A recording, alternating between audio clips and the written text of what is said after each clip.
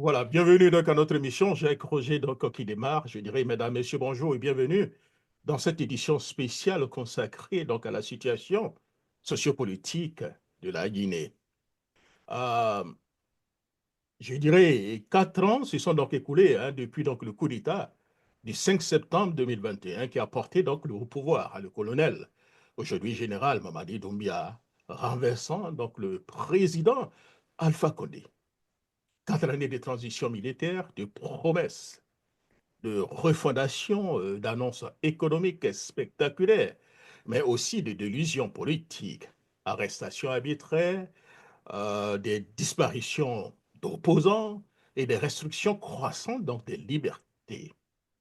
Alors que donc le gouvernement, je dirais, vient donc d'annoncer un référendum constitutionnel pour le 21 septembre 2025, présenté comme un prélude à des élections législatives et présidentielles prévues en décembre, de nombreuses donc, voix s'élèvent pour questionner la sincérité du processus, la neutralité des institutions, l'avenir démocratique de la Guinée.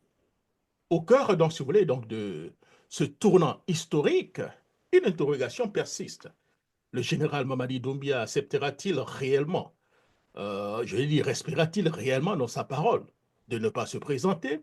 Et surtout, la Guinée va-t-elle vers un renouveau démocratique ou vers donc un recyclage autoritaire déguisé? Pour en parler aujourd'hui, cher ami, nous avons donc notre invité que vous connaissez très bien. Nous recevons donc aujourd'hui un invité de marque, Dr Faya Milmono, un président donc du Bloc libéral, figure intellectuelle de la politique incontournable de la scène guinéenne. Humaniste engagé, autrefois critique au régime Alpha Condé, comme la junte aussi actuelle de temps en temps, il a toujours prôné pour une Guinée réconciliée, démocratique et tournée vers l'avenir. Je dirais que sa parole, libre et tranchante, dérange parfois, mais elle interpelle toujours. Il est donc avec nous aujourd'hui pour livrer sa lecture sans détour de la situation militaire, du processus constitutionnel en cours, du climat donc de répression politique et bien sûr, pour vous dire, pour parler aussi du parcours du bloc libéral. Alors, donc, sans trop tarder, docteur Faya Milmono, comment allez-vous? Je vais très bien, Jacques, et je dis bonsoir à tous les fidèles auditeurs de Jacques Roger. Voilà, bonsoir, docteur Fayamine Mono. Tous ceux qui ne connaissent pas le bloc libéral, bon, ils sont très peu d'ailleurs, au niveau donc du Jacques Rosé Show. Docteur Fayamine Mono, brièvement, parlez-nous un peu du bloc libéral et puis un petit bilan qu'on peut faire donc de votre parti politique qui n'est plus nouveau. C'est un vieux parti, plus donc de 7 à 8 ans, je pense 9 ans d'existence, je pense très bien. Allez-y, docteur Fayamine. Le, le Bloc libéral a 12 ans d'existence. Bon, voilà. 12 ans. Les années vont vite, docteur. Parce que nous avons obtenu Mhm. l'arrêté portant agrément du Bloc libéral, c'était le 11 février 2013. Donc, nous venons de fêter les 12 ans du Bloc libéral est donc suffisamment prêt pour réclamer la victoire à l'occasion des prochaines élections. Comme le dirait Inch'Allah. Et bien voilà, il y a beaucoup de chances que cela soit entendu. Voilà. Alors, le thème d'aujourd'hui, ça sera donc transition, constitution et destin démocratique. Quelle Guinée à l'horizon? Je dirais 2025, 2026, cher ami. Alors, nous allons commencer avec disons, une autre question qui m'est... On va parler d'abord, si vous voulez, donc, du bilan donc, de la transition 2021-2025, 4 années donc, après donc, le coup d'État. Docteur Fayamine Mono, quelle lecture, j'allais dire, faites-vous de la transition conduite par le CNND et aujourd'hui le général Mamadi Doumbia? D'accord, merci Jacques pour parler de la période transitoire en cours. Il faut rappeler que l'arrivée des militaires le 5 septembre 2021 avait suscité tant d'espoir. Je peux dire que une majorité écrasante des Guinéens avait repris de rêver. chacun a applaudi, n'est-ce pas, l'arrivée de ces militaires avec un franc-parler, un message parfois brutal, mais qui avait un sens parce que ils ont pris le temps d'écouter la classe politique, les organisations de la société civile, faire une critique objective de la société guinéenne. Donc, ils ont pris ça et là, n'est-ce pas, les messages qui apparaissaient dans ces communications pour donc élaborer leur agenda. Un agenda qui avait emballé presque tous les Guinéens. Il était question de se doter d'une nouvelle constitution qui nous ressemble pour nous rassembler. Il était question de faire de la justice la boussole. Il était question d'éviter les erreurs du passé, de privilégier l'intérêt général, procéder au recensement général de la population et de l'habitat pour une meilleure planification du développement. Il était également question de l'organisation des recensements administratifs à vocation d'état civil pour donner à chaque Guinéen un identifiant un peu à l'image de Social Security Number aux États-Unis ou au Canada, etc., etc. C'était un message qui avait trouvé une oreille attentive auprès des Guinéens. Je me rappelle la première rencontre que nous avons eue avec le colonel à l'époque. C'était au Palais du Peuple. Même le RPG était représenté par Saloum Cissé. Je me rappelle de ce qu'il avait dit. Ceci pour dire qu'une majorité écrasante du peuple de Guinée avait salué leur venue. Les promesses étaient claires également. Les engagements étaient fermes. Il était question que le colonel à l'époque, aujourd'hui général, ne soit jamais candidat aux élections. Tous ses collègues du CNRD non plus, les membres du gouvernement, du CNT, ça, c'est un engagement qu'il avait rappelé à plusieurs reprises.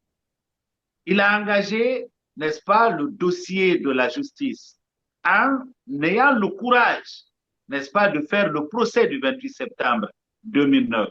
Nous avons suivi sur le petit écran. Mais déjà, à partir de là, hein, la justice boussole a commencé à perdre le nord. Parce que avec tout ce qui a été déclaré sous le régime du capitaine Moussa Dadis Camara, nous avons suivi avec la plus grande attention tous les débats, le témoignage de tout le monde, mais il n'est apparu nulle part que Dadis Camara avait donné l'ordre en 2009 de tirer sur les manifestants dans un stade fermé. N'ayant pas donc pu prouver que quelqu'un ait donné l'ordre, on sait que quelqu'un a exécuté parce qu'il y a eu tir sur les manifestants, il y a eu plus de 150 de nos compatriotes qui ont perdu la vie, des femmes qui ont été violées, etc., etc. Sauf que la justice ne nous a pas donné, hors de tout doute, qui était véritablement le coupable. Parce que la conclusion de la justice a été de dire nous condamnons le capitaine Moussa Dadis Camara, tel autre, pas parce qu'il a été prouvé qu'ils aient donné l'ordre ou qu'ils aient exécuté un ordre, mais parce qu'ils étaient dans le fauteuil. Donc, pour responsabilité de commandement. Ça, c'était déjà quelque chose qui nous a laissé sur nos pains et on avait espéré que ce procès-là, qui avait tous les risques, parce que c'est un procès qu'il fallait tenir, mais un procès qui devait, n'est-ce pas, arriver à nous donner la vérité sur le drame du 28 septembre. Mais le procès ne nous a pas donné cela, malheureusement.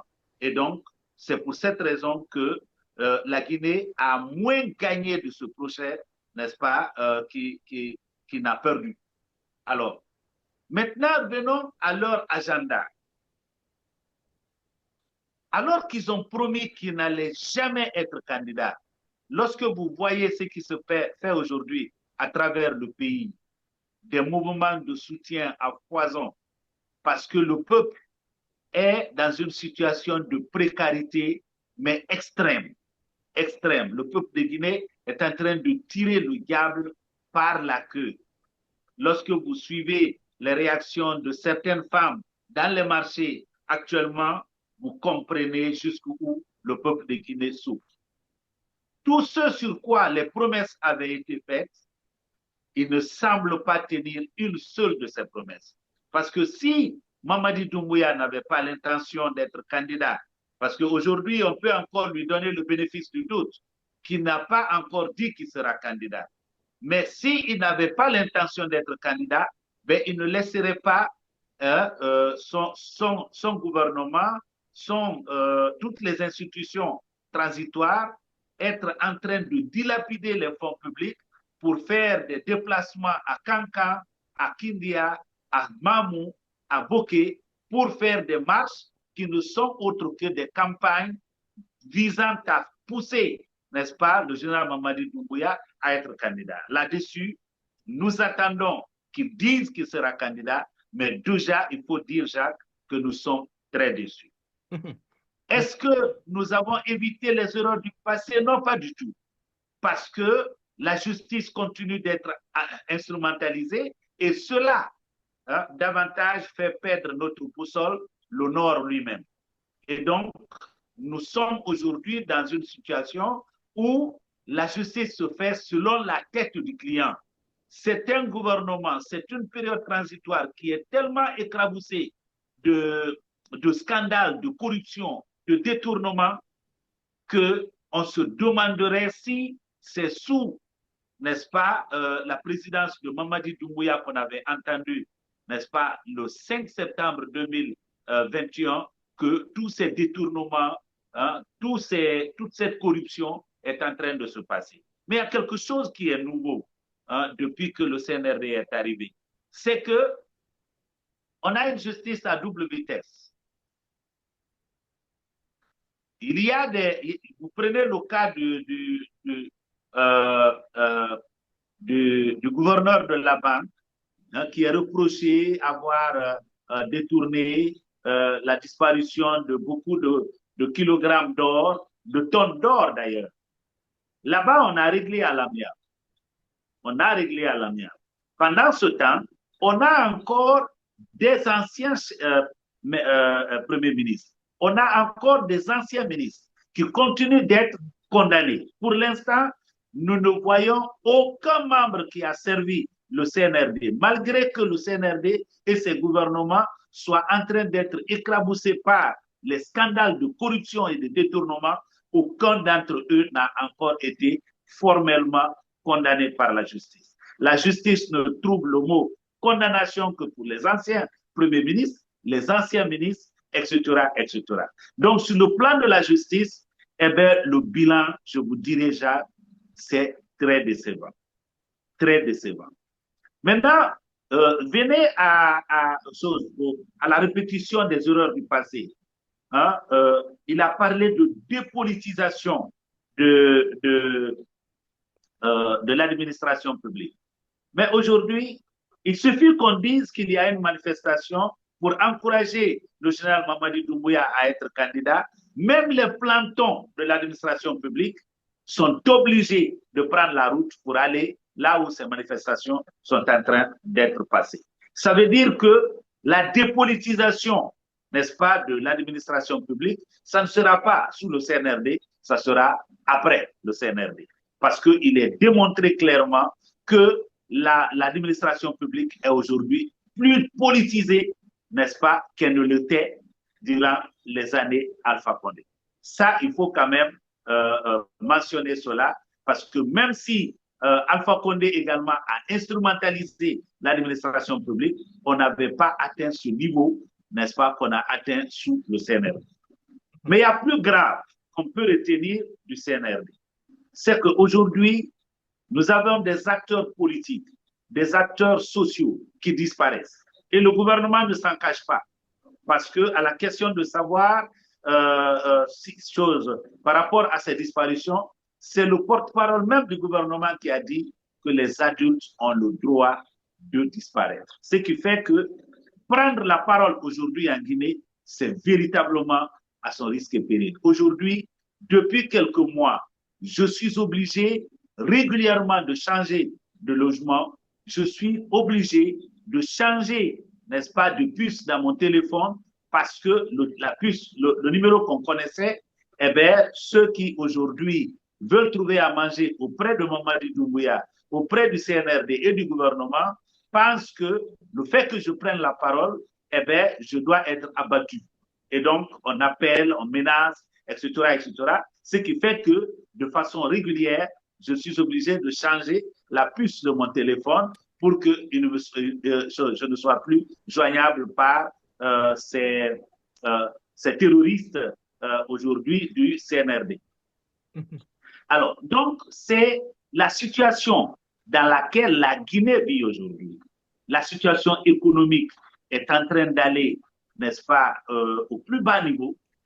Au plus bas niveau, on a commencé à faire appel à la planche à billets, ce qui, dans les mois qui vont suivre, va donner lieu, n'est-ce pas, à une perte davantage du pouvoir d'achat des fonctionnaires, des travailleurs, et vous imaginez un peu ce que cela va entraîner, n'est-ce pas, sur l'échiquier politique, ce que ça va entraîner au sein de la population guinéenne. Donc, bilan du CNRD, c'est un bilan très négatif.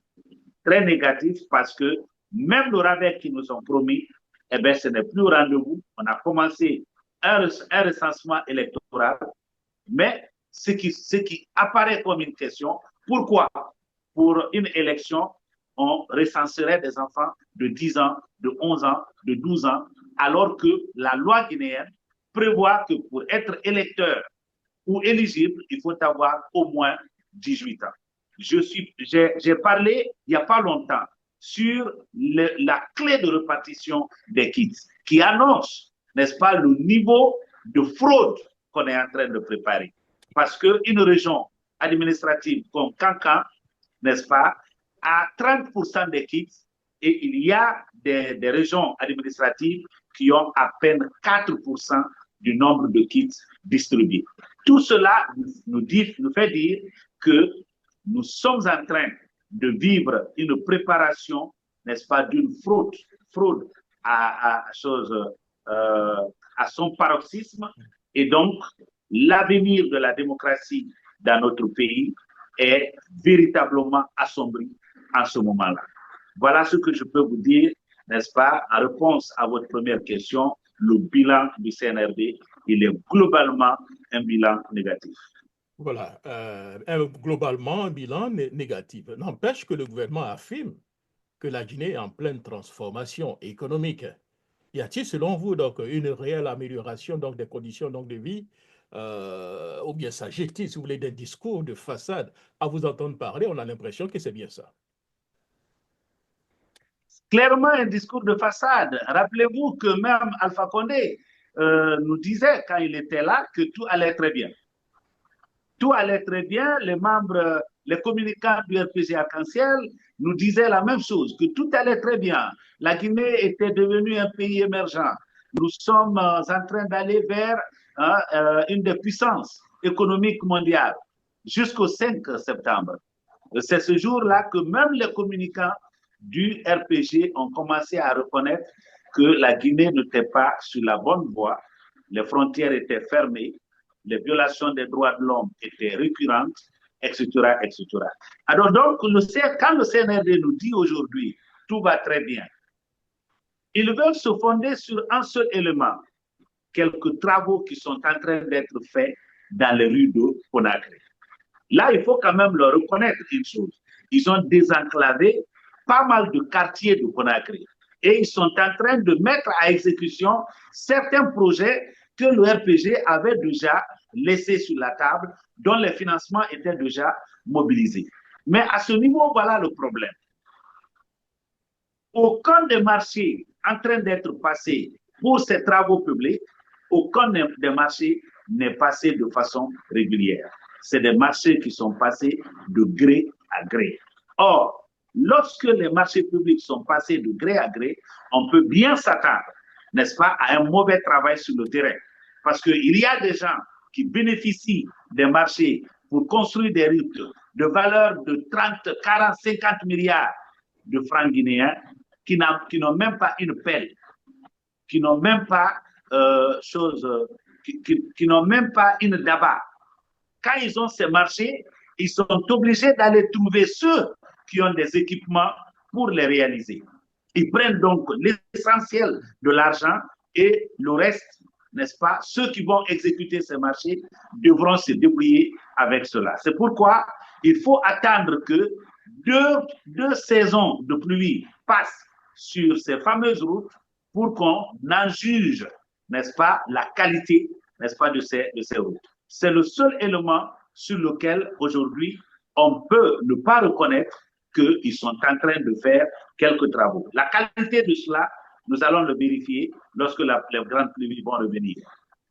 Tout à l'heure, dans votre présentation, vous aviez dit que vous êtes obligé de changer de domicile pratiquement chaque jour. Hein. Est-ce que vous vous sentez aujourd'hui en danger, docteur Fayamine Mono? Clairement, quiconque prend la parole aujourd'hui en Guinée se sent en danger. Les exemples sont là hein, pour étayer ce que je suis en train de dire. On est en train de craindre aujourd'hui pour la vie de Founike Mangué, de Biloba, qui vient de perdre son papa. Hein? On ne sait pas où il est. Hein? Au moins on s'attendait à ce qu'il y ait un signe de la part de Biloba. Mais quand on a annoncé la mort du papa de Biloba et que rien n'a été fait du côté du gouvernement, du côté du CNRD, se donnant signe de vie de la part de Biloba, l'espoir a commencé à quitter les gens. Oui, mais par rapport nous savons ce qui s'est passé avec, Abdoul Sako. Hein? C'est par le toit qu'on est rentré dans sa chambre. Il a été torturé, il a été jeté en brousse. Il a été plus chanceux parce qu'aujourd'hui, il est en rééducation quelque part à l'étranger. Donc, quiconque dans un tel contexte décide de prendre la parole, eh bien, il court un risque énorme. Mais jusqu'à preuve de contraire, docteur Fayamine Mono, il n'y a aucune preuve hein, que ceux qui agissent ainsi hein, sont des éléments du gouvernement ou bien commandités par le gouvernement. Ce qu'on sait, Jacques, ceux qui ont kidnappé les Founike Mangué et Biloba, tous les témoignages qui ont été faits, ils étaient en uniforme. Et ils étaient allés dans les véhicules immatriculés des services de sécurité de ce pays.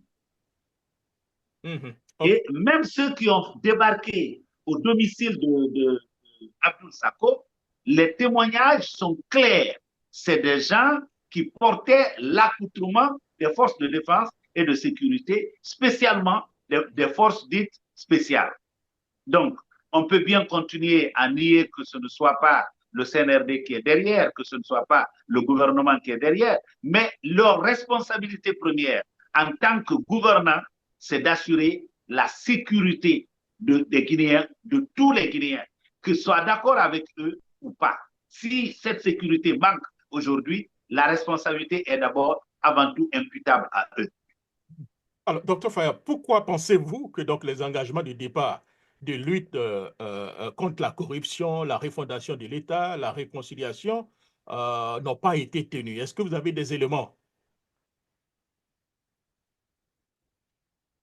En fait, quand on se rappelle de ce que le CNRD a dit au début, on se rappelle de la primature de Mohamed Beyabogui. Bon, il y avait encore de l'espoir jusqu'au moment où le Premier ministre Bernard Koumou est venu. Les Guinéens se parlaient, même si toutes les conditions n'étaient pas réunies pour un dialogue. Les Guinéens se parlaient et il y avait un agenda qui était en train d'être clopin suivi. Mais lorsque notre collègue Baouri est arrivé, c'est là que cette période transitoire a dérapé très sérieusement. C'est à ce moment qu'on a commencé à enregistrer la disparition des acteurs politiques et sociaux. C'est en ce moment qu'on a assisté à la fermeture des médias les plus écoutés du pays. C'est en ce moment qu'on a commencé à vivre, n'est-ce pas, la dissolution des partis politiques.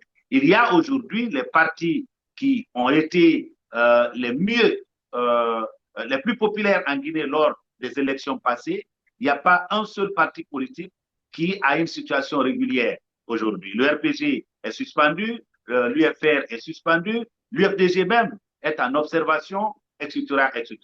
C'est donc en ce moment-là que nous avons commencé à comprendre que oui, il y a eu beaucoup de promesses qui ont été mises sur la table, il y a eu beaucoup de déclarations, beaucoup d'engagements, mais en réalité, ces gens-là n'avaient absolument aucun projet. Leur seul objectif, c'était mettre la main sur le pouvoir, être acceptés jusqu'au moment où ils allaient avoir le contrôle, n'est-ce pas, des forces de défense et de sécurité pour montrer leur vraie face. Hein? Cela a été clairement démontré lorsque, au sein même des rangs des forces de défense et de sécurité, on a commencé à constater des disparitions cruelles. Vous prenez le cas du chef d'état-major, n'est-ce pas, interarmes, hein, le général Sadiba, hein, qui à un moment donné, pour incompréhension, a été envoyé à l'ambassade de Guinée à La Havane.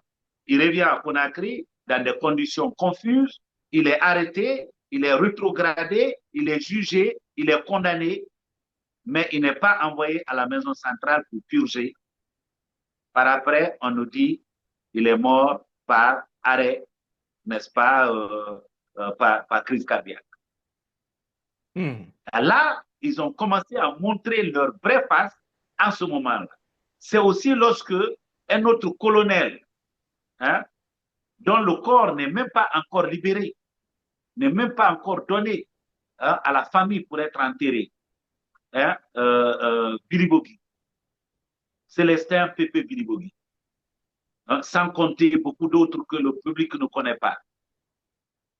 Alors on a compris qu'il n'y avait qu'une seule chose derrière la tête de ceux qui se sont fait appeler membres du CNRD le 5 septembre.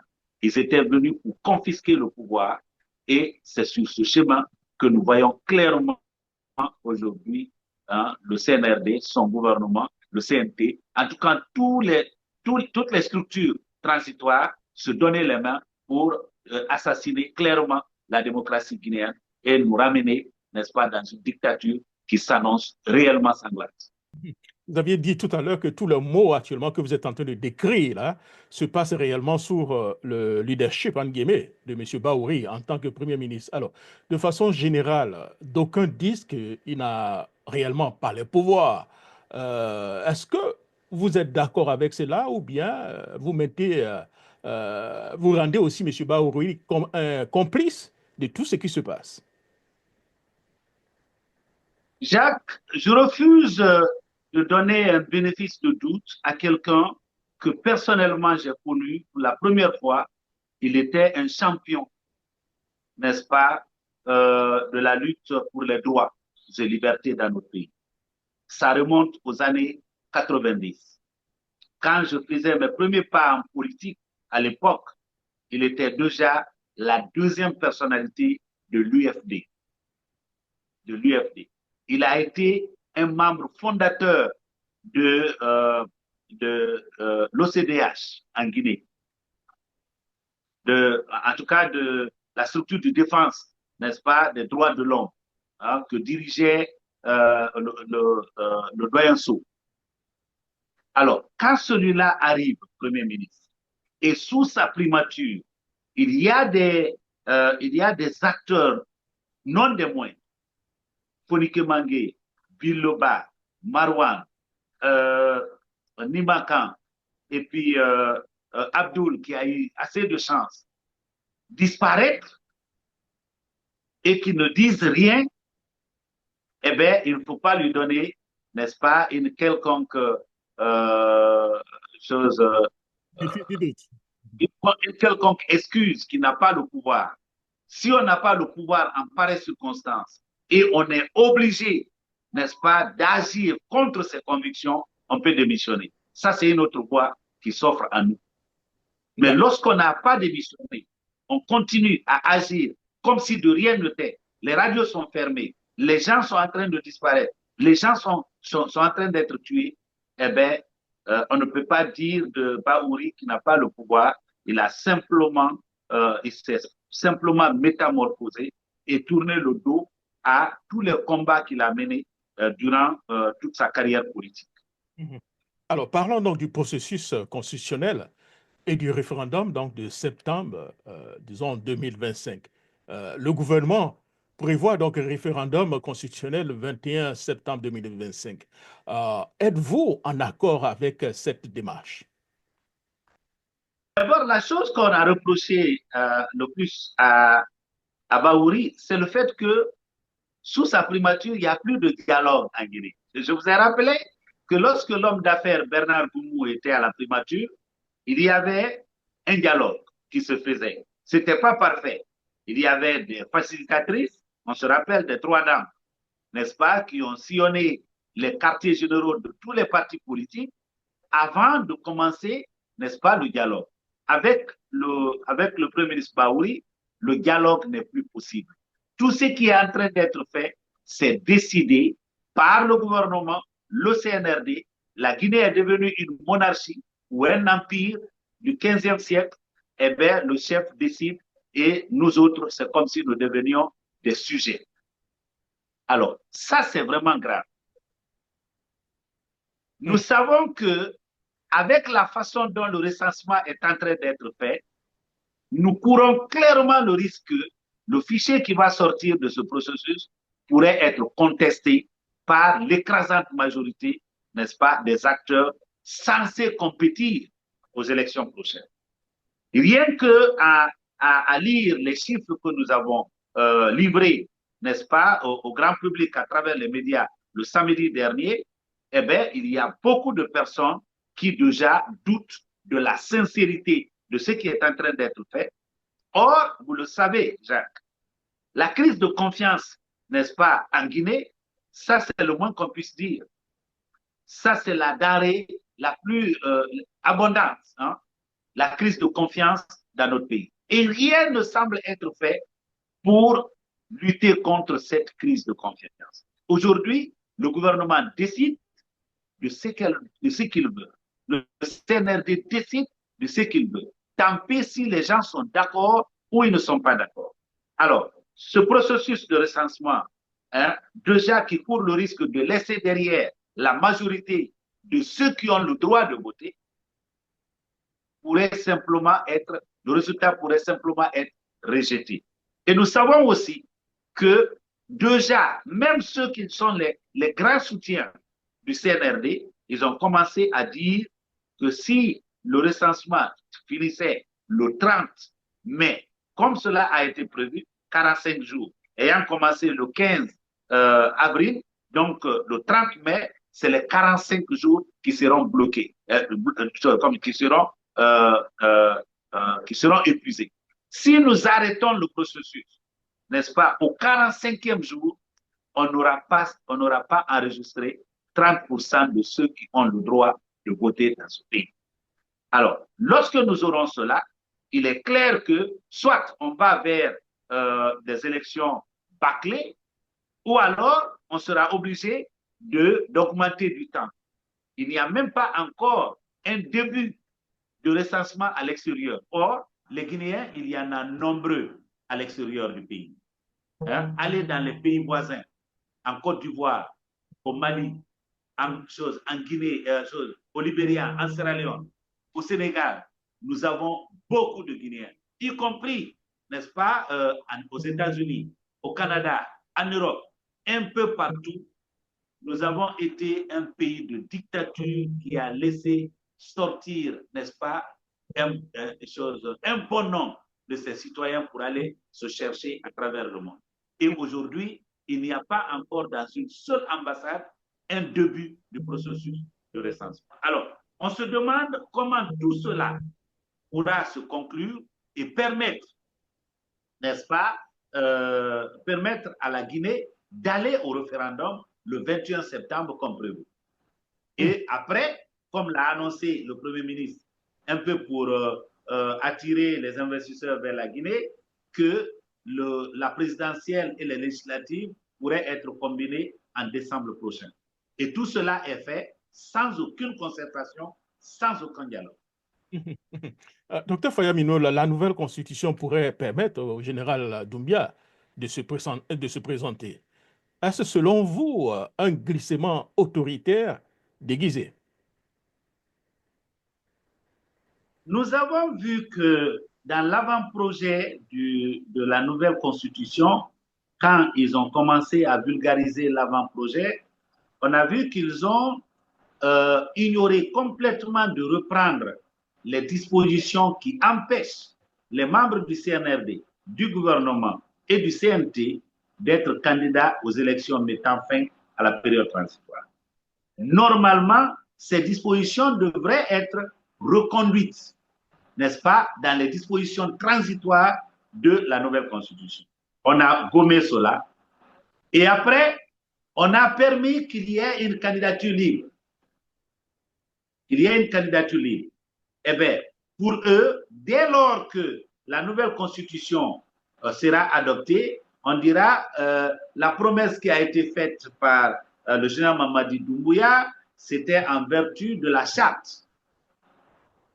Mais maintenant, nous avons une constitution qui, de facto, a abrogé, n'est-ce pas, la charte. Je dirais au général Mamadi Doumbouya ce que j'avais dit au professeur Alpha Condé quand il m'avait reçu en 2019, en décembre. C'était pour m'inviter à accepter que le Bloc libéral participe aux élections législatives qui étaient couplées au référendum. Ce jour-là, je lui ai dit que je ne l'encourageais pas à aller chercher un troisième mandat. Il n'avait pas reconnu ce jour que c'était pour un troisième mandat qu'il changeait la Constitution. Il m'avait dit ce jour que c'était pour améliorer, pour mieux protéger l'environnement et puis améliorer les conditions de la femme. Je lui ai dit, à quelqu'un d'autre, il pouvait le dire, il pouvait croire. Mais à moi, je pense que derrière, il y avait une intention, n'est-ce pas, de chercher un troisième mandat. Je lui ai dit que ça aurait été un saut dans l'inconnu. C'est à peu près ce que je dirais aujourd'hui au général Mamadi Doumbouya. Je ne veux pas que la Guinée soit installée dans une instabilité permanente. Avec toutes les déclarations qu'il a faites, tous les engagements qu'il a pris, le jour qu'il va dire « je serai candidat », eh bien, ça donnera de l'appétit à n'importe quel officier de vouloir lui aussi venir balayer, n'est-ce pas, l'équipe pour faire d'autres promesses. Et donc, la Guinée peut vivre de coup d'État en coup d'État. Si nous voulons éviter cela, Mamadi Doumbouya doit rester ferme par rapport, n'est-ce pas, à ses engagements et dire à tous ceux qui sont autour de lui, qui sont en train de l'encourager, parce qu'ils seront les premiers demain à le critiquer. La preuve, ceux qui ont amené Alpha Condé à aller chercher le troisième mandat, c'est les mêmes qui sont aujourd'hui en train de courir à la lumière. Ce n'est pas pour voir clair, mais pour se faire voir. Aujourd'hui, aucun d'eux ne mentionne leur champion, le professeur Alpha Condé. Aucun d'eux ne mentionne leur champion. Ce sera la même chose.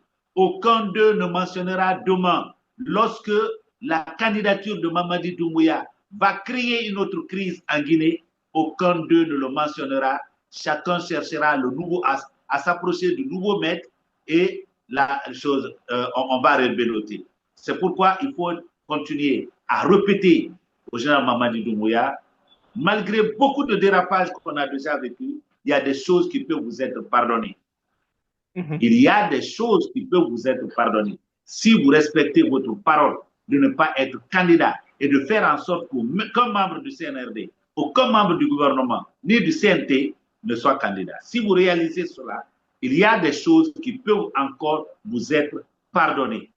Nous savons comment en Guinée, nous avons ce système qui s'est transformé, n'est-ce pas, les gens, malgré de bonnes intentions de départ qu'on peut avoir. Mais s'il fait le saut dans l'inconnu, ça ne sera pas seulement mauvais pour lui-même, ça risque d'être mauvais pour l'ensemble du pays parce que ça va donner permanemment de l'appétit aux militaires, n'est-ce pas, de faire des coups d'État pour arriver au pouvoir. Alors, docteur Fayem Nimeno, donc, dans ces conditions, quel garde-fou devrait être mis en place pour éviter donc une personnalisation donc, du pouvoir ou une transition perpétuelle? Nous avons commencé des concertations ici entre partis politiques qui sont sur le terrain, dont les leaders sont sur le terrain. Nous sommes en contact avec ceux qui sont à l'étranger, que nous invitons d'ailleurs avec courage à rentrer en Guinée. À rentrer en Guinée.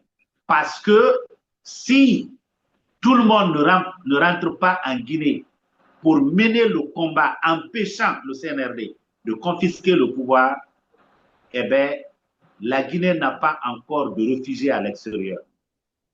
Quand j'ai suivi un reportage où on nous a dit que le nom de famille le plus populaire à Bruxelles, c'est Gallo, hein, de mes cousins, eh bien, je dis, on n'a encore rien vu. Si le CNRD réussit à confisquer le pouvoir, on n'a encore rien vu. Parce que plus de la moitié du peuple de Guinée risque de fuir à cause de la dictature qui sera installée. C'est pourquoi le risque qu'on courrait aujourd'hui, c'est moins par rapport à ce qui attend les Guinéens. C'est pour cette raison que j'invite, n'est-ce pas, ceux qui sont à l'étranger à avoir le courage de rentrer. À avoir le courage de rentrer. Lorsque tout le monde sera là, eh bien, ils ne pourront pas tuer tout le monde. Il y aura des Guinéens qui vont survivre et qui vont continuer, n'est-ce pas, le combat pour la démocratie. Mais si nous les laissons confisquer le pouvoir, ce sera très dangereux pour notre pays. Alors, parlons donc de droits humains et puis aussi du climat politique, docteur Fayam Inoro. Vous en avez mentionné tout à l'heure dans votre introduction. Plusieurs opposants sont donc détenus, poursuivis. On avait par Ali Ouba, votre ancien, je crois, responsable de communication, Damaro, Kazori Fofana et autres sont aussi en exil, hein, comme M. Selou Dalen Diallo, pourquoi pas M. Sidi Touré. Quel message cela vous, disons, envoie-t-il, docteur Fayam Inoro? En fait, tout ça, ça a été créé à dessein. Quand ils sont venus, ils ont dit, il faut s'attaquer, n'est-ce pas, à la corruption, au détournement. Ça permet à beaucoup de Guinéens de se remettre à rêver. Parce qu'il faut le reconnaître, Jacques. Si la Guinée est dans cette situation, c'est aussi à cause de la malgouvernance qui a caractérisé, n'est-ce pas, qui l'a caractérisé tout au long de l'histoire. Mais c'était simplement un prétexte qu'on était en train de construire pour mettre la main sur tous ceux qui ont géré avant et qui ont l'intention de briguer la magistrature suprême. Parce que des anciens ministres, ce n'était pas seulement Kassori Fofana ou alors Selou Dalen. Il y a bien d'autres qui ont été, n'est-ce pas, des ministres très très forts qu'on aurait beaucoup de choses à reprocher. Mais puisque ceux-là n'ont pas montré leur intention, n'est-ce pas, de briguer la magistrature suprême, eh bien, on les laisse tranquilles. On les laisse tranquilles. Et aujourd'hui, tous ceux-là qui, à la tête des partis politiques, qui auraient pu répondre, n'est-ce pas, aux questions de la Cour de répression des infractions économiques et financières, n'est-ce pas, dès lors qu'ils déclarent allégeance au CNRD, eh bien, ils sont sauvés. On peut régler à l'amiable. Comme on a réglé le problème du gouverneur de la Banque centrale à l'amiable, le problème d'or, hein, des tonnes d'or, on a réglé à l'amiable. Alors, j'ai un peu ironisé pour dire, mais pourquoi on ne réglerait pas tout à l'amiable en ce moment? Hein, on allait régler le problème de mon frère Kassori Fofana également. Hein, parce qu'on ne peut pas comprendre que combien d'années il est en prison. Il ne suffit pas d'accuser, de dire que tel a détourné de l'argent, mais il faut le prouver. Quand on accuse dans une procédure judiciaire, c'est à vous que revient de donner la preuve. Mais en Guinée, quand on vous accuse, on vous dit de donner vous-même la preuve que vous n'êtes pas coupable. Ça, c'est la justice guinéenne. La justice vous accuse, et elle vous demande de donner la preuve que vous n'êtes pas coupable. Surtout si vous avez l'intention de faire la politique, eh bien, de facto, vous êtes coupable. De facto, vous êtes coupable. Et c'est ce qui rend ce système très dangereux. Très dangereux pour la paix dans notre pays, pour la stabilité de notre pays. Parce que les Guinéens ont fini par comprendre que cette affaire de détournement des anciens premiers ministres, des ministres, et puis l'affaire de Air Guinée, où il y a beaucoup de témoignages qui semblent blanchir le président de l'UFDG, mais qu'on continue à insister. J'ai suivi il n'y a pas longtemps l'intervention de celui qui était au gouvernement avec Cellou Dalein, hein, le professeur Salif Silla. Il dit qu'on continue à mentionner l'affaire de Air Guinée simplement parce qu'on veut créer des problèmes à un compétiteur. C'est ce qui fait de ce système dangereux contre la stabilité de notre pays. Et c'est très, très, très dangereux. Alors, docteur Faya, que sait-on donc aujourd'hui de la disparition de Fonike Mangué, hein? Vous avez tout à l'heure parlé donc du silence du gouvernement. Qu'est-ce que le gouvernement doit faire aujourd'hui pour vous rassurer? Mais le gouvernement doit aller en profondeur par rapport à cela. D'abord, le fait que le gouvernement s'est déchargé pour dire ils ne savent pas. Ils ont ouvert des enquêtes et depuis lors, on n'en parle plus. Si les enquêtes qui avaient été ouvertes concernant Fonike Mangué, concernant Biloba, concernant tous ceux qui ont disparu, c'était des enquêtes dans le vrai sens du mot, eh bien, de temps en temps, on viendrait devant les médias pour dire à quel niveau se trouvent les démarches, les enquêtes. Mais aucune enquête n'est en train d'être faite. Je crois que le gouvernement doit savoir ce qui s'est passé. Le gouvernement doit venir clean par rapport à leur cas. Parce que ce soit aujourd'hui ou demain, la justice sera faite concernant ces acteurs de la société civile, non des moindres, n'est-ce pas, qui ont disparu. Nous ne les laisserons pas tomber. Nous continuerons à nous battre jusqu'à obtenir une situation claire les concernant. Voilà, merci beaucoup, docteur Fayamine Mono. Comment justifiez-vous ou bien qualifiez-vous, docteur Fayamine Mono, l'état donc des libertés aujourd'hui en Guinée, notamment la liberté de la presse dont vous avez mentionné tout à l'heure, après la fermeture donc des radios et télévisions privées? Certains Guinéens pensent que c'est une bonne chose que ces radios n'étaient plus devenues privées, hein, et qui étaient devenues donc des télévisions ou radios qui harcelaient donc les populations ou les militants, même si parfois il y avait de bonnes informations. Vous avez été plusieurs fois invité par ces radios, hein, de façon générale, qu'est-ce que vous en pensez? Donc, si vous vous rappelez des dernières émissions des Grandes Gueules, j'ai été invité ce jour-là, j'ai dit au général Mamadi Doumbouya de ne pas tuer la liberté de la presse, qu'un autre général, n'est-ce pas, a été le catalyseur pour que la liberté de la presse soit une réalité dans notre pays. Celui-là, c'est le général, n'est-ce pas, Lansana Conté. Voilà un homme qui a montré le sens, n'est-ce pas, de la tolérance. Je me rappelle encore, à ses débuts, il y avait le lynx qui le caricaturait d'une certaine façon. Un jour, selon ce que les gens racontent, il a demandé à rencontrer, n'est-ce pas, Oscar qui le caricaturait. Alors, quand on lui a présenté Oscar, il a dit à Oscar, mais ton dessin là, je suis un peu plus beau que ça quand même. Ça, c'est pour montrer que un général peut aussi accepter, hein, la critique. Mais je ne crois pas que ceux qui sont au pouvoir aujourd'hui acceptent la critique. Rappelez-vous, lorsque ces médias-là étaient encore ouverts, hein, que ce soit les choses Espace, que ce soit Dioma, que ce soit Film FM, c'est des médias qui étaient, n'est-ce pas, à cheval sur les enquêtes pour dénoncer les détournements, les scandales, n'est-ce pas, qui sont en train d'écrabousser, hein, le CNRD, son gouvernement. En fait, ils sont en train de faire ce qu'ils sont en train de faire aujourd'hui parce qu'ils se sont dit, les Guinéens n'accepteraient jamais qu'ils aillent aussi loin si ces radios-là restent ouvertes, si ces médias-là restaient ouverts. Donc aujourd'hui, nous sommes au plus bas niveau. Regardez un peu le classement, n'est-ce pas, qui est intervenu de la Guinée sur la question de la liberté de la presse. Nous avons perdu plus d'une trentaine de places. Plus d'une trentaine de places. Nous étions parmi les 100 premiers, je crois, parmi les 70 premiers pays. On est aujourd'hui, n'est-ce pas, parmi les 100 et quelques pays. Ça veut dire que la liberté de la presse est aujourd'hui au plus bas niveau. Au plus bas niveau.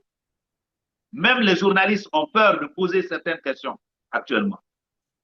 Même les journalistes aujourd'hui qui sont autorisés ont peur de tendre le micro à quelqu'un comme Faya Minimouno. À un moment donné, on m'invitait à la radio et à la télévision nationale. Mais ça, c'était au moment où on était encore en train d'amadouer les Guinéens, les convaincre.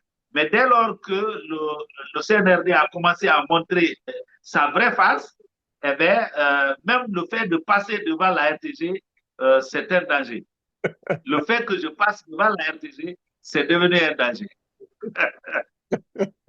Docteur Fayad. Parlons donc du calendrier électoral de décembre 2025, promesses tenues ou manœuvres, c'est selon vous, politique, docteur Fayamin Mono. Pardon?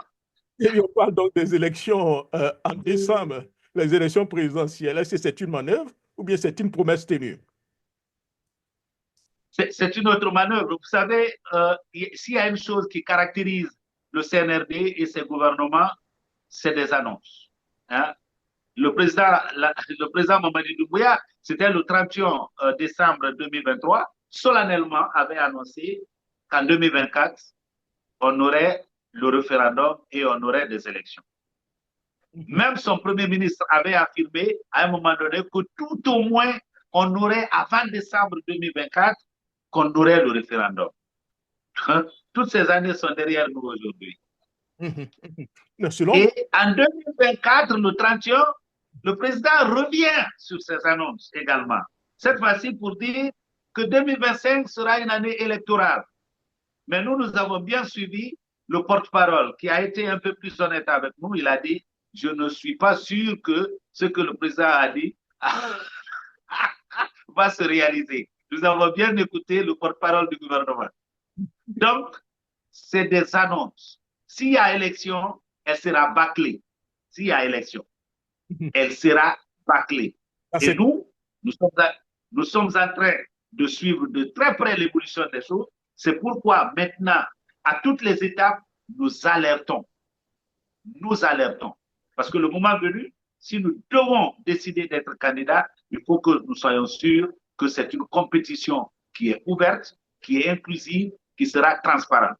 Une compétition qui sera organisée, non par l'administration du territoire, qui est composée de militants fiés du CNRD, qui n'est pas un parti politique, mais qui est devenu un machin aujourd'hui, qui se donne l'allure d'un parti politique.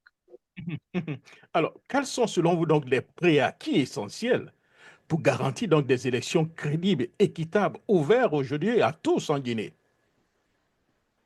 Pour que nous allions à des élections propres, Jacques, il faut d'abord qu'au niveau du CNRD, au niveau du président Mamadi Doumbouya lui-même, il s'asseye, il se rappelle de tout ce qu'il a déclaré, y compris avec Pokar, pour dire la parole donnée, elle est importante. Elle est importante. Et déclare la fin de la récréation. C'est-à-dire tous ces commis de l'État qui utilisent le carburant payé par le peuple de Guinée, les VA payés par le peuple de Guinée, pour aller faire des marches, n'est-ce pas, pour la paix, qui ont l'allure de campagne électorale, il peut mettre fin à ça. Et il va demander au peuple de Guinée, aux acteurs politiques, aux acteurs sociaux, de venir autour de la table. Il vous souviendra que durant le dernier trimestre de l'année, le Bloc libéral comme nous avons toujours l'habitude de le faire, nous avons fait une réflexion. Nous avons écrit un mémo de sortie de crise. Nous avons demandé, avant la fin de 2024, qu'il y ait une renégociation, n'est-ce pas, de la suite de la période transitoire. Nous avions demandé que, suite à cette renégociation, on devait mettre en place un gouvernement de mission chargé d'organiser des élections et dont les membres, comme les gouvernements passés, ne seraient pas candidats à une élection. Si aujourd'hui, Mamadi Doumbouya revient à cela, eh bien, il peut donner la chance, n'est-ce pas, à la démocratie guinéenne de survivre. Et il peut donner la chance à la paix, n'est-ce pas, de caractériser la fin de cette période transitoire. Mais s'il s'entête, eh bien, il va sauter dans l'inconnu, comme Alpha Condé a sauté dans l'inconnu. Alors, parlons donc d'économie, docteur Fayamin Mono, du grand projet Simandou. On parle de Simandou 2040, je pense, et la transformation économique de la Guinée. Je ne sais pas si c'est une réalité ou un mirage. Donc, le projet Simandou est présenté comme le levier de la renaissance économique guinéenne. Qu'en pensez-vous, docteur Fayamin Mono? Jacques, si j'avais tous les éléments sous la main, tous les éléments d'appréciation sous la main, pour dire que effectivement c'est un projet novateur, un projet qui peut amener la Guinée à devenir un pays émergent, je suis un patriote. J'aime la Guinée. Tout ce qui est positif, je le reconnaîtrai. Mais malheureusement, Jacques, on est dans du déjà vu, en fait. On est dans du déjà vu. J'ai rappelé, n'est-ce pas, le sommet des CEO qui s'était tenu, n'est-ce pas, à Kigali. Je crois que c'était en 2024. À l'occasion de ce sommet des CEO à Kigali, il y a deux communications qui avaient retenu mon attention. La première a été tenue par l'actuel président du Libéria, le président Joseph Nyoma Boakai. Il a rappelé à cette occasion que le mont Nimba, eh bien, la Guinée l'avait en partage avec, entre autres, le Libéria. Mais que, au moment où il parlait, le Libéria n'avait plus un seul gramme de fer sur Nimba. Pendant ce temps, quelle est la condition de vie des populations, n'est-ce pas, du Libéria? Ils n'ont ni eau potable, ni école digne de ce nom, ni hôpitaux, ni routes. Alors que, n'est-ce pas, une ressource aussi importante que les ressources du fer sur Nimba du côté du Libéria ont été complètement exploitées. Il a dit, c'était donc un message qui s'adressait à des pays comme la Guinée, qui heureusement n'avaient pas encore bazardé cette richesse. La deuxième communication qui m'avait beaucoup intéressé, c'est celle que trois compagnies pétrolières avaient faite. C'était ExxonMobil, c'était Total Energy, c'était Shell. Ces trois compagnies ont exploité le pétrole au Nigeria depuis des décennies, mais ils prenaient le brut pour aller le raffiner en Europe ou en Amérique. Mais depuis que nous avons vu naître d'un côté au Nigeria, où la transformation, le raffinage du pétrole nigérien se fait au Nigeria, eh bien, ces compagnies n'avaient plus le choix que de signer avec d'un côté pour le raffinage, n'est-ce pas, du brut qu'ils prenaient au Nigeria au lieu de l'envoyer ailleurs. Voilà l'Afrique qui est en train d'avancer. Donc, je me suis intéressé de savoir qu'est-ce qui est dans Simandou exactement. J'ai mis la main sur le document PowerPoint de près de 400 pages, élaboré par trois organisations internationales. Je l'ai parcouru. J'ai compris que si c'est cela, ce fameux projet, eh bien, la Guinée ne s'est pas encore sortie de la misère. Et pourquoi? J'ai essayé de comparer d'abord la Guinée avec elle-même. Parce que ce que nous avons aussi en abondance en Guinée, Jacques, c'est la bauxite. Quand il s'agit de la bauxite, eh bien, la Guinée prend la position de l'Arabie Saoudite quand il s'agit du pétrole. Parce que la bauxite, oui, nous l'avons en abondance. Et c'est un corps dont nous avons aujourd'hui besoin dans tout ce que nous faisons. En 1973, nous avons vu naître CBG en Guinée. CBG, la compagnie de bauxite de Guinée, dont les investisseurs sont entre autres les Canadiens, les Anglais, les Américains, mais dont la Guinée possède 49%. La Guinée possède 49% de CBG. 49%. Ça, c'est vérifiable. Et la Guinée possède toutes les infrastructures d'exploitation de la bauxite de Bokeh. Les rails, les installations portuaires, les cités Kamsa, les cités Sangaredi, c'est la propriété de la Guinée. On a donc exploité la bauxite là pendant plus de 50 ans. Vous savez, en 1996, quand j'étais aux études au Canada, je suis venu en Guinée pour mes recherches. C'était la première fois que j'arrivais à Bokeh. La Bokeh que j'avais dans ma tête, c'était la ville la plus éclairée de Guinée. C'était la ville la plus développée de Guinée. Eh bien, j'arrive à Bokeh en 1996, la nuit. Bokeh était aussi noir que la chemise que vous portez dans Jacques. C'est là que j'ai compris qu'il y a quelque chose qui ne va pas. Alors que nous avons 49% dans CBG, nous avons la propriété entière sur les rails, sur les cités CBG, sur les cités Kamsa, les cités Sangaredi et les installations portuaires. Nous n'avons pas encore pu sortir. Je ne parle pas de la préfecture de Bokeh. On n'a pas encore pu sortir Bokeh Centre de la pauvreté. Comment avec 15%, 15%, parce que ce fameux projet Simandou, la Guinée aura 15%. La Guinée aura 15% sur transguinéen, c'est-à-dire les rails. Si demain, la plantation que je suis en train laborieusement de vouloir faire vers Zéro Corée, si demain je dois prendre mes bananes, je mets dans le train, parce qu'on va dire que ce n'est pas seulement le minéral qui va circuler sur les rails. Si je mets donc ma banane là dans le wagon du train pour amener ça vers Conakry et qu'on me charge 10 millions, la Guinée n'aura que 1,5 million. Les 8,5 millions iront, n'est-ce pas, aux partenaires étrangers qui auront mis leur argent.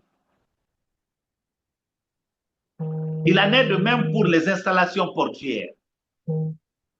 Alors, donc, la Guinée, comparée à elle-même, les Guinéens ne sont pas dupes pour savoir, parce que c'est le même schéma. On prend la terre, on envoie ailleurs pour être exploité. Si on n'a pas pu construire Bokeh en 50 ans d'exploitation par CBG, n'est-ce pas, de la bauxite, alors que nous avons 49%, par quel miracle, avec 15% de Simandou, 15% du transguinéen, 15% des installations portuaires, on va créer suffisamment de richesses pour alimenter le fonds souverain. Il est permis de rêver, Jacques. Donc, mais il faut que quelque chose. Il est permis de rêver, mais on a encore à nous convaincre. Quand nous voulons savoir toute la réalité sur ce projet, on nous dit c'est un secret d'État. Nous avons poussé les recherches, Jacques. Je vais vous envoyer, n'est-ce pas, l'exemple de la Mongolie. La Mongolie avec le cuivre, c'était la même compagnie Rio Tinto. Mais contrairement à la Guinée, la Mongolie avait 34%. 34%. Ça a été un cauchemar, un véritable cauchemar pour la Mongolie. Je vais vous envoyer, n'est-ce pas, la comparaison, vous verrez. Et vous verrez pourquoi je reste sceptique. Si on me donne la preuve, on me donne véritablement la preuve, avec transparence, que ce projet Simandou, ça va être le déclencheur du développement de la Guinée, je suis un patriote. Je ne peux pas ne pas soutenir. Mais je suis devenu suffisamment mûr pour ne plus accepter qu'on me banne le vent. En Guinée, c'est Alpha Condé qui a dit que plus le mensonge est gros, plus les gens croient. Quand on a demandé au grand pilote de ce projet de nous parler en détail du projet, il a dit, si on met les papiers de bout en bout, ça peut faire 14 kilomètres.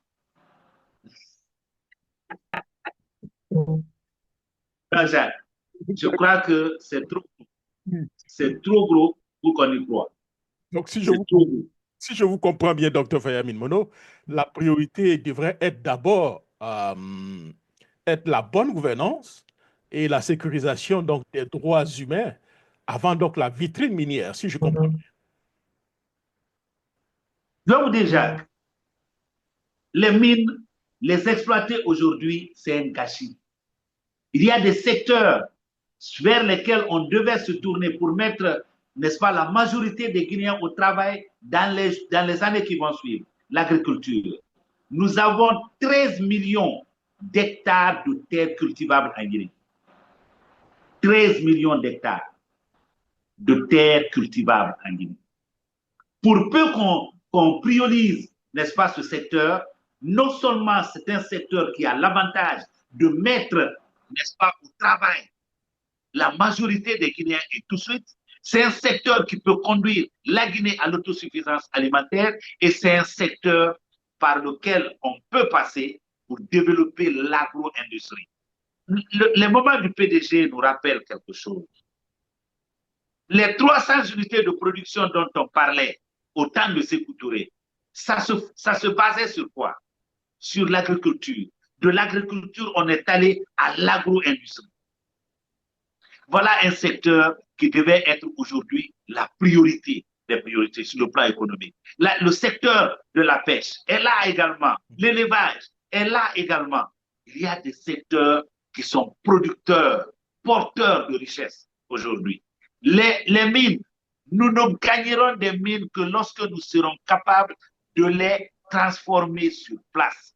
Je vais vous donner un exemple de situation qu'on a récemment vécue. Qui ne se rappelle pas de ce que les RPGistes nous ont dit de la construction de Caleta, de la construction de Soapeti, etc., etc. Même moi, j'ai admiré en fait que depuis l'accession du pays à l'indépendance, c'est sous Alpha Condé qu'on a vu les barrages qui ont donné plus de mégawatts d'énergie à la Guinée. Mais vous savez ce qu'on a fini par comprendre? C'est des fonds étrangers. 86%. Ça se trouve dans les PowerPoint dont je vous ai parlé. Je vais vous envoyer ça. Prenez le temps et lisez. Vous trouverez que 86% de l'énergie qui est produite sur le territoire guinéen, elle est produite par les producteurs privés. Et parmi les producteurs privés, il y a ceux qui utilisent l'eau de Caleta, ceux qui utilisent l'eau de Soapeti pour produire l'énergie. Et donc, c'est une énergie qui est produite à partir de nos ressources énergétiques guinéennes, mais avec l'argent, n'est-ce pas, des investisseurs étrangers qui nous vendent ça à un prix d'or que les Guinéens ne peuvent pas payer. Donc, on subventionne donc, l'EDG pour que l'EDG ramène le prix de l'énergie, n'est-ce pas, à un niveau qui est acceptable pour le Guinéen qui n'a connu que la pauvreté. Aujourd'hui, la dette publique guinéenne est en train d'aller crescendo. Lorsque Alpha Condé est arrivé, on a eu le PPTE, rappelez-vous, c'était en 2012. La dette guinéenne atteignait les 70% du PIB avant le PPTE. Après le PPTE, c'est descendu à 19%. Mais aujourd'hui, la dette guinéenne est au-dessus de 45%. Ça, c'est depuis 2012 à 2024. Donc, en 10 ans, en 10 ans, en 12 ans, la dette publique guinéenne est partie de 16% du PIB à plus de 45% du PIB. Voilà la situation dans laquelle on est en train d'amener les Guinéens. Pourtant, le BL a des solutions. Rappelez-vous, Jacques, j'ai travaillé aux États-Unis, quand j'étais au Canada, pendant que j'étudiais, j'ai travaillé aussi. À chaque fois que j'ai signé un contrat d'embauche, on m'a présenté le lendemain les bons du gouvernement fédéral dans lesquels je pouvais investir, les bons du gouvernement de l'État dans lequel j'étais, les bons même de la municipalité dans laquelle je vivais. Il suffit qu'il y ait la bonne gouvernance en Guinée. Il suffit qu'il y ait la gouvernance vertueuse. Cela va créer, n'est-ce pas, la confiance des Guinéens, y compris ceux qui sont à Washington, à New York, à Ottawa, à Paris, n'est-ce pas, à Berlin. Est-ce que vous savez que des pays comme le Sénégal, n'est-ce pas, comme le Maroc, c'est à vérifier, mais je crois que même en Côte d'Ivoire, il y a des Ivoiro-Américains qui investissent directement dans les obligations, n'est-ce pas, aux choses, comment on appelle ça, ivoiriennes. En tout cas, pour le cas du Sénégal, je sais que ça se fait. Je sais que ça se fait du côté, n'est-ce pas, du Maroc. La Guinée peut faire revenir, les Guinéens qui sont ailleurs peuvent faire revenir des centaines, voire des milliards de dollars tous les ans en Guinée, investis dans les obligations, mais on ne peut pas investir dans les obligations d'un gouvernement qui brille par la corruption, par les détournements. Un gouvernement qui brille par la corruption, par les détournements. On ne peut pas investir dans les produits que propose un tel gouvernement. Or, la première promesse que le BL fait, c'est créer en Guinée, implémenter en Guinée la gouvernance vertueuse. Et là, nous ferons participer les Guinéens de l'intérieur comme de l'extérieur à constituer le fonds nécessaire, n'est-ce pas, à l'exploitation de nos ressources énergétiques. Ça sera finalement des investisseurs guinéens qui vont investir pour construire des barrages hydroélectriques, qui vont investir pour construire des autoroutes, qui vont investir pour construire des raffineries. Tant qu'il n'y aura pas cela, Jacques, prendre la terre en Guinée, envoyer en Chine, envoyer en Europe ou en Amérique, ça se comprend pourquoi les jeunes Guinéens, n'est-ce pas, sont obligés de nager pour traverser la Méditerranée pour aller ailleurs. Parce que là où la bauxite va, c'est là où la richesse va. Là où le fer va, c'est là où la richesse va. Merci. Alors que ces jeunes-là auraient pu rester ici et gagner leur vie. Voilà, on va parler donc de la place de l'opposition et puis l'avenir politique. L'opposition, comme vous le savez, semble, ne pas dire vraiment fragilisée, divisée et marginalisée par le pouvoir militaire. Quelle stratégie, selon vous, pour faire donc entendre une voix alternative aujourd'hui en Guinée, malgré, si vous voulez, la situation dans laquelle vous vivez aujourd'hui? Je vous ai dit dans cette émission, Jacques, que nous avons commencé timidement à nous concerter parce qu'il faut que nous recréions l'unité pour rebondir. La situation dans laquelle nous sommes interpelle chacun des acteurs politiques et sociaux qui croient en la démocratie, qui croient en la liberté, qui croient au droit. Nous sommes tenus de laisser nos égos de côté pour se donner les mains et faire face, n'est-ce pas, à cette nébuleuse. Les consultations sont déjà très avancées. Dans les semaines qui vont suivre, vous entendrez parler d'une nouvelle coalition qui va émerger et qui va vous mettre sur la table un agenda d'activité. C'est par ça que nous pouvons, si nous réussissons à recréer, n'est-ce pas, l'unité, Il y a beaucoup de Guinéens, la majorité des Guinéens, Jacques, ils ne se retrouvent pas dans ce qui est en train de se passer. Je Mhm. l'ai dit dans une de mes communications. L'apparence que le CNRD est en train de créer, c'est de faire penser aux gens que tout le monde est devenu CNRD aujourd'hui, que tout le monde est dans les mouvements de soutien. Je peux vous compter des dizaines de mouvements de soutien. Ce sont des amis avec qui je cause tous les jours qui me disent qui est fou. On vient, on nous implante la pauvreté, on n'a pas à manger. Et on nous dit que quand on crée un mouvement de soutien hein, à la candidature de Mamadi Doumbouya, on peut avoir de l'argent, on peut avoir une voiture. Donc, beaucoup de ceux qui sont en train de courir avec des mouvements de soutien, ils ne croient pas. Ils cherchent à manger. Ça, c'est un.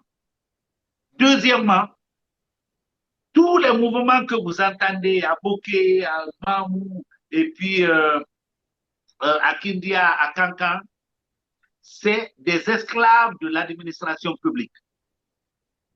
Parce qu'eux, on les menace. Nous en avons dans nos partis politiques. On leur dit, si on dit qu'il y a manifestation à Mamou, vous n'allez pas, vous perdez votre poste. Donc, il y a 100 000 fonctionnaires quand même en Guinée.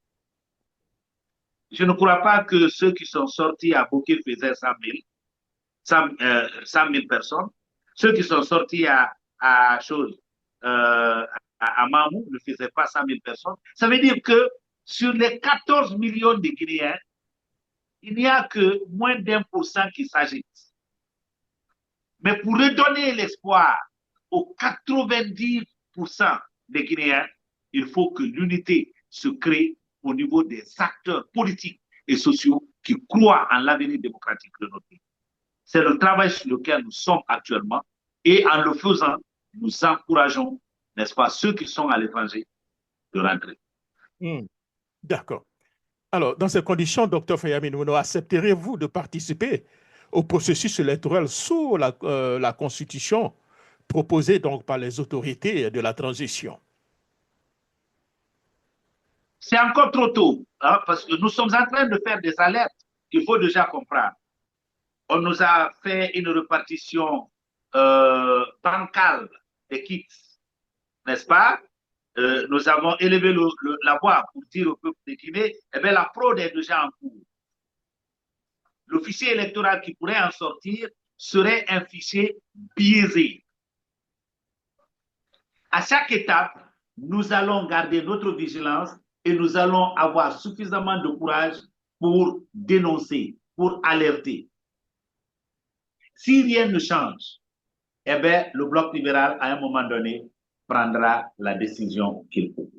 Dans ces Pour conditions, l'instant, c'est trop tôt de dire si nous participerons aux élections, nous ne participerons pas aux élections. Nous comptons encore sur la capacité du général Mamadi Doumbouya de dire oui, c'est moi qui avais parlé.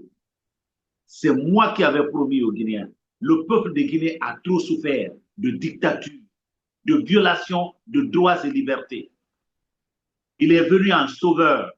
Il a dit la justice doit être la boussole. On doit éviter les erreurs du passé. On doit dépolitiser l'administration. On doit respecter la parole donnée. Si il écoute ce que je suis en train de dire, parce que je sais qu'il écoute chaque fois que je parle, et qu'il revienne sur ses paroles de départ, mais fin à la récréation, eh bien, nous serons compétiteurs aux élections prochaines. Et cette fois-ci, je peux vous dire, Jacques, au moment où je suis en train de parler, j'ai des dizaines de missionnaires à Farana, à Kisidougou, à Gekedou, à Massanta, à Zirekore, à Yomu, à Lola, à Beila, à Mandiana, à Kankan, à Sigiri.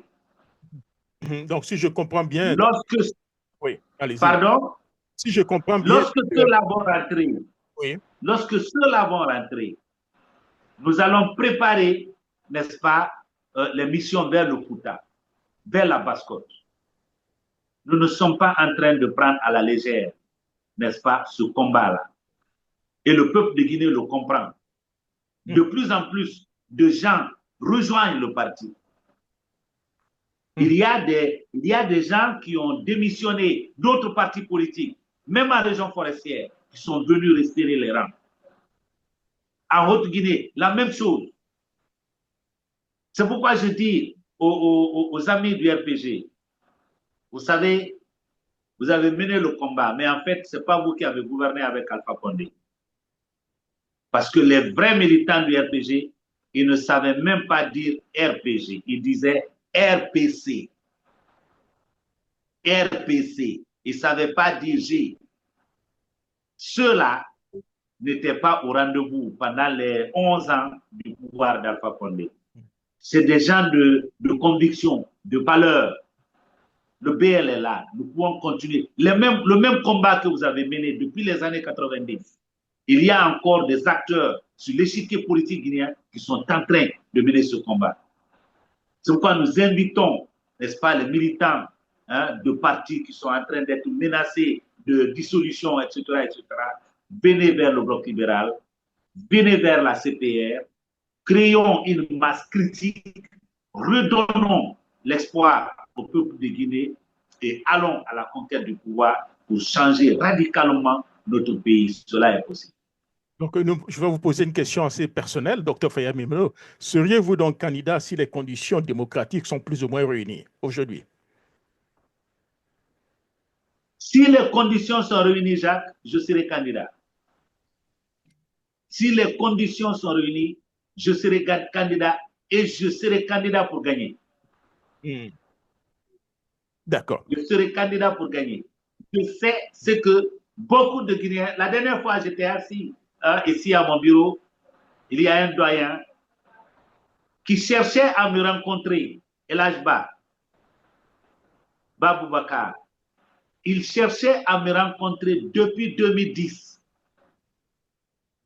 De passage devant le siège du Bloc libéral, quand il a vu le Bloc libéral, il a dit à son chauffeur, gare. Le chauffeur a garé, il est rentré, il a trouvé mon garde. Alors, il a dit, est-ce que Dr Faya est là? Il a dit oui, mais il est occupé. Il dit, je veux le voir.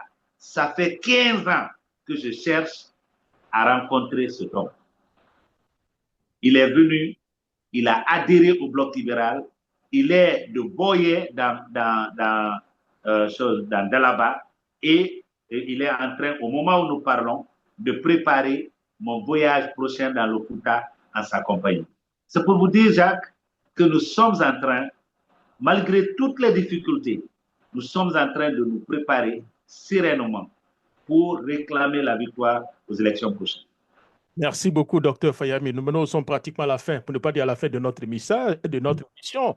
Si vous devrez donc envoyer un message aux Guinéens inquiets pour l'avenir, que leur diriez-vous aujourd'hui? Et je profite encore de votre mot de fin pour vous poser la question, est-ce que vous avez déjà des contacts avec votre ancien membre, comme on appelle ça, Liouba, qui est donc emprisonné, hein, et vous avez été aussi incarcéré, je pense que c'était en avril, je crois, 2019. Alors, voilà, si vous avez un message aujourd'hui à donner à Liouba ou bien aux militants de Liouba qui nous écoutent, quel sera le message? Ensuite, profitez pour votre mot de fin. D'abord, Aliouba a mon soutien. Je suis passé au siège du modèle pour témoigner, n'est-ce pas, ma solidarité à mon jeune frère Aliouba et je continue à réclamer sa libération pure et simple. Et c'est parce que nous sommes en train de vivre ces injustices que nous ne devons pas nous arrêter. Je vais m'adresser particulièrement aux Guinéens qui sont à l'extérieur du pays. Vous n'êtes pas dans la peur de perdre votre vie à Washington, à New York, à Ohio et puis à Paris, quelque part à Bruxelles ou à Montréal ou à Toronto. Vous n'avez pas cette peur-là. Vous n'êtes pas obligé de dormir, n'est-ce pas, une nuit dans chaque quartier, n'est-ce pas, de Washington, comme nous le faisons ici à Conakry. Vous devez reprendre l'initiative du combat. Quand j'étais là-bas, vous vous rappelez, Jacques, nous sommes descendus dans la rue plusieurs fois.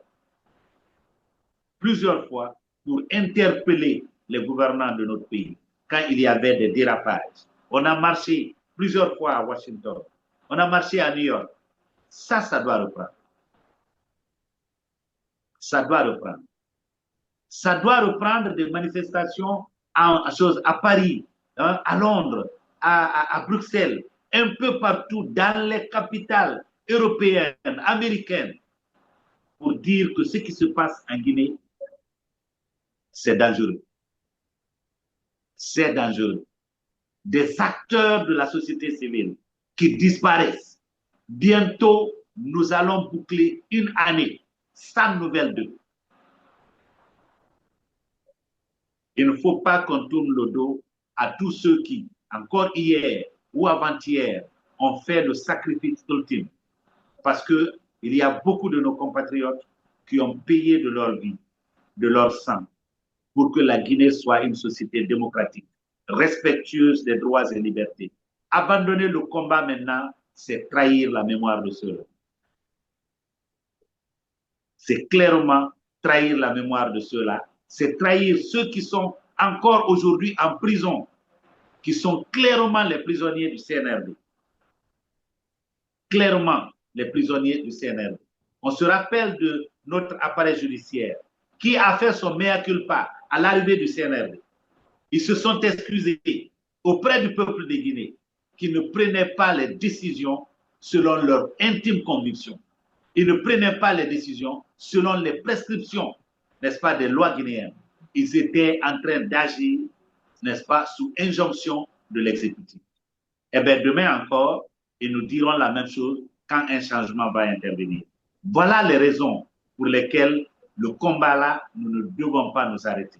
Parce que si nous nous arrêtons, on aura trahi la mémoire de tous ceux qui ont payé de leur vie et de leur sang pour que la Guinée soit une société démocratique, respectueuse des droits et libertés.